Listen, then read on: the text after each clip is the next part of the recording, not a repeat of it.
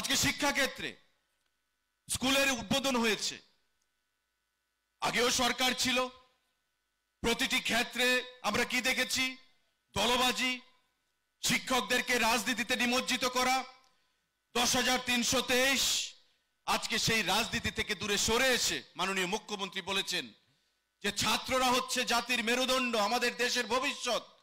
আজকে তেলিয়ামুড়া থেকে আগামী দিনে বিজ্ঞানী হবে, কল্যাণপুর থেকে আগামী দিনে অ্যাস্ট্রোনট হবে, ডাক্তার হবে, ইঞ্জিনিয়ার হবে, মুঙ্গিয়াগামী থেকে আমার উপজাতি ভাইয়েরা আগামী দিনে এই রাজ্যকে দিশা দেখাবে।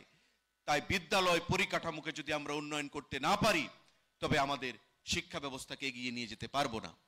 আজকে সে কথা মাথায় রেখে একদিকে বিদ্যাজ্যোতি প্রকল্প, একদিকে কেন্দ্রীয় সরকারের সাথে কথা বলে রাজ্য সরকার আমাদের বিভিন্ন স্কুলগুলোকে পরিকাঠামো দিক থেকে সেখানে উন্নয়ন করছেন।